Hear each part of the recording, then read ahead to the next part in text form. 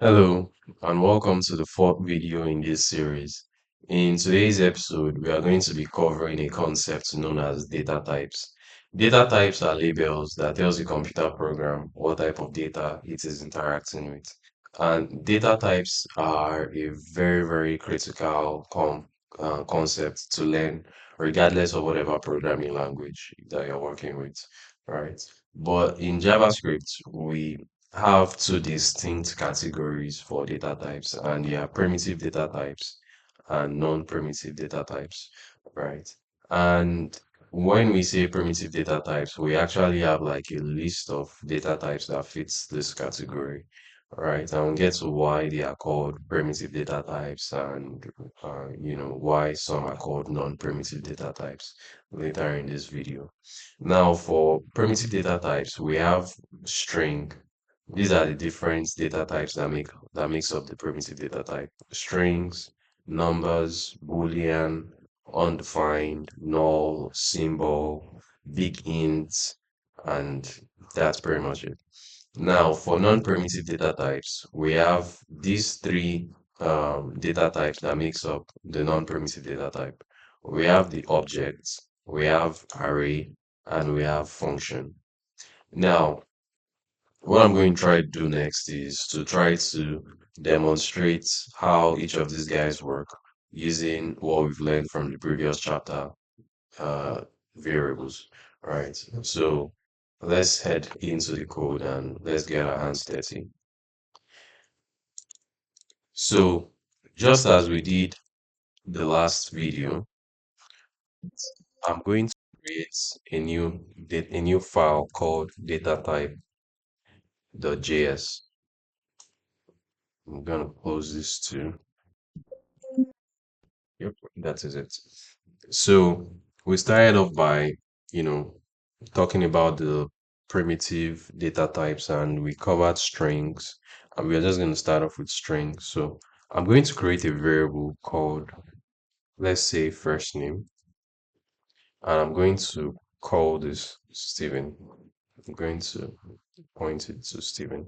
I'm going to create another variable called middle name. I'm going to point this to a string as well. I'm going to create the last one, and I'm going to point this to a string. Now, what we've just done here is we've created a variable and we've assigned it a string, and we've assigned it to a string. String is a primitive data type, and that's what we've just done here, right? And these are super useful because it helps the program, or it helps the programmer, and it even helps our text editor, for instance, to be able to, suggest methods and functions that we could use in manipulating these variables. For instance, if we move on to do something like first name dot, right, this exposes a couple of different helpful JavaScript methods, right, that we can work with to manipulate these variables. For instance, we could get the length of first name, which would return the total length, the total count of the letters that makes up this name, right? So if we do something like that, it would give us the length, right? But we are not going to explore those methods for now, right? We're just going to cover data types and we'll move on. Now, the second data type that exists, let me add a comment here too, so we know this is string data type. Now, the second type of data type in the primitive data types that we'll be covering will be the number data type. So what we are just going to do is we are also going to create a new variable and we are going to point this to, let's say, salary, for instance, and we could just say 200, all right? So let's say 200,000, 1, 2, 3. There you go, right? And let's just call this monthly salary so it's better. Then we could call this yearly salary, right? And we could just a ballpark figure, we could say 20 million, right? 1, 2, 3, 1, 2, 3. There you go, right?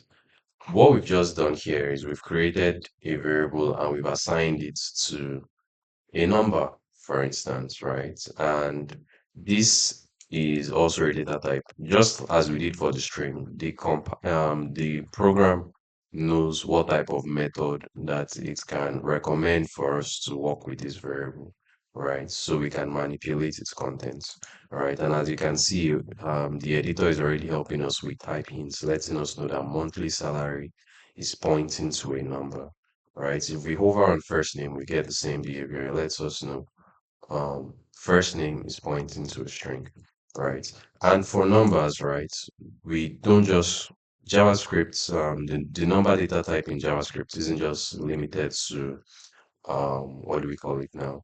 Whole numbers. We could also use floating point numbers or decimal numbers, for instance, right? The number data type also covers floating point or decimal numbers. So I think a very good example of that would be, let's say, hacks, for instance. We could do 20 points, let's see, 20.50, right? And this still works, right? Then that's like the whole idea of data type, the number data type, right? It covers the whole number and it covers the floating point numbers. And what we've just done is we've just created a variable and we've pointed it to a number data type. Now the program knows exactly how to handle this monthly salary. A very good example is if we do something like monthly salary dots, you can see it can recommend a couple of helpful methods that we can work with.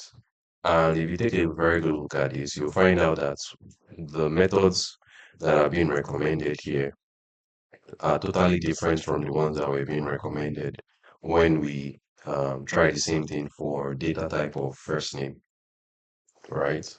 So I'm just going to keep this simple and we'll move on to the next data type, which in this case would be Boolean, right? Boolean data type is also a primitive data type that helps the program or helps us know sorry, Boolean data type is also a data type that exists in two states. It's either true or false. I mean, that's the whole idea of the Boolean. It can either be true or it's false, right? It has to be in one of those states. So this lets the computer program know how to handle this instance, right? A very good example would be we do something like, let's say, um, is thinking of a very good variable name. We could say something like is um is free. That sounds ridiculous. We could do something like is valid. Yeah. So this could be true. And we could have another one that says um is closed or is opened. And this could be false. Right. So what we've just done here is we created a variable and we've assigned it to a boolean. A boolean can only have one either of these states is either true or false. Right. And that's the whole idea of this. Right. And we have to explicitly use the true or false keywords, right? Because that's the whole idea. You could try something like zero, because ideally this should also represent false, right? But yeah, instances we would cover to explain all this. But for now, we'll just stick with the keywords, which would be true and false, right? So if we also try to do a dot on this, you can see that our code editor is trying to recommend a couple of methods that we can use in interacting with this data type, with these variables, data type of this variable.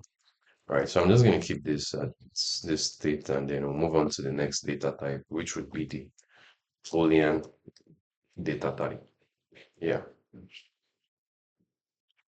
So I'm just going to keep this simple and move on to the next data type, which would be the undefined data type.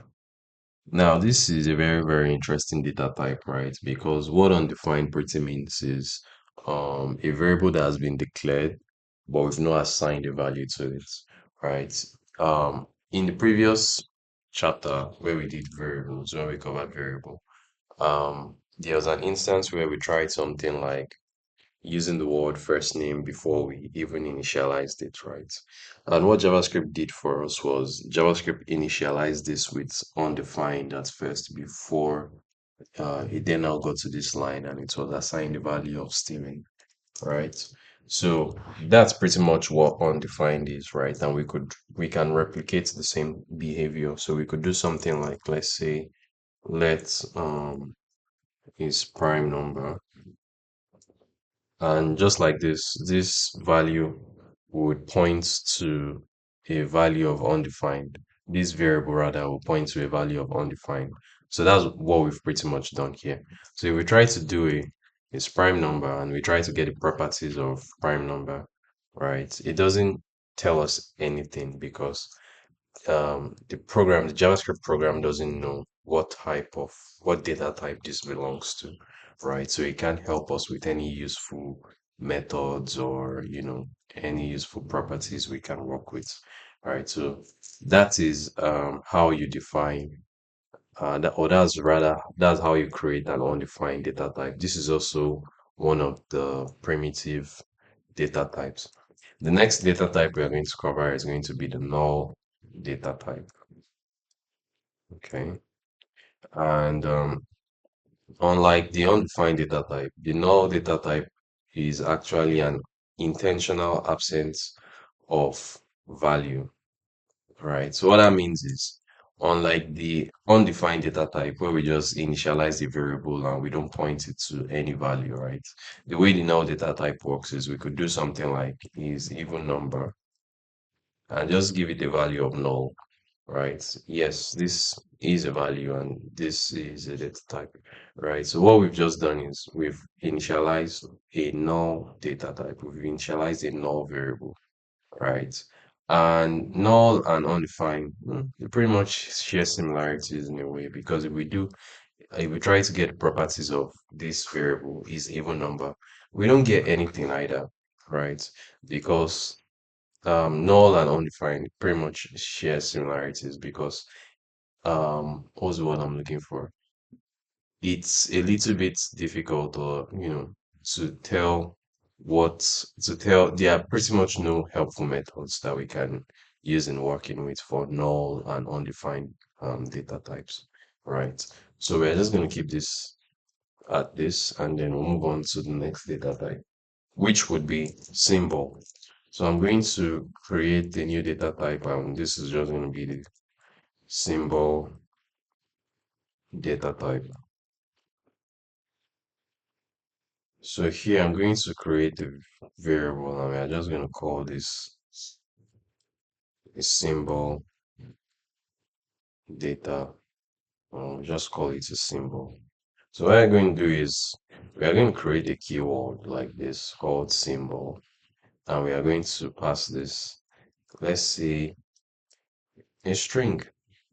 And what we've just done is we've just created a data type called symbol. And what this does is this is a unique and this in a way functions like a constant and is most often used as an identifier for object properties, right? So if we try to do a symbol dot, we get a couple of helpful methods that we can work with and properties, right? So this is the symbol data type. It's unique and it's immutable. So what that pretty much means is immutable is akin to constant, right? Um, and again, the symbol data type is often used as an identifier for object properties. Most times you pretty much won't use this, I can guarantee you. All right, so it's just good to know that this exists as one of the primitive data types. So moving on, I'm going to talk about the big int data type, right? And this one is a little bit tricky, right? Because earlier we covered the number data type, and this is similar to the number data type, just that in JavaScript, right, there is a thing with big numbers, right? And the big int is just a way of letting us create numbers that are larger than the maximum safe limits for number data type, right? Because if we keep on adding a lot of zeros to these guys, right? We are going to hit a safe limit, right? And JavaScript might not be able to interpret or handle that correctly, right? Hence why the begins data type was created, right? So the begins data type is just a way for us to be able to create integers or numbers that are larger than the maximum safe limit, right? So, and a very good example would be, let's do something like large number equal, sorry, big int, and we could just throw in a very large number here. 1, 2, 3, 4, 5, 6, 1, 2, 3, 4, 5, 6. And this would work. Yeah, so ladies and gentlemen, so uh that is it. Yeah. So that's everything about the primitive data type. In the part two of this video, we are going to cover the non-primitive data types. And I would just like to add, right, when we do a dot on these variables, right, we get to see a couple of properties and objects that makes it possible for us to interact with those variables. At some point, we are going to talk about what properties and methods are, but just so you know, these are the different primitive data types that exist in JavaScript. We have the string data type, the number data type, and this can accommodate both whole numbers and floating point numbers. We have the Boolean data type, and this exists in two states, which is either true or false. And we have the undefined data type, which is actually a variable that has been declared but has not been assigned a value. And we have the null data type, which is like the intentional absence of a value, right? And we have the symbol data type, which is a unique and immutable value. And then we have the begins data type, which is useful in creating very large numbers that are larger than the maximum safe limit in terms of numbers for JavaScript. So these are all the different data types that exist, right? Yeah, so we'll move on to the next section and we're going to talk about the non-primitive data types. Thank you.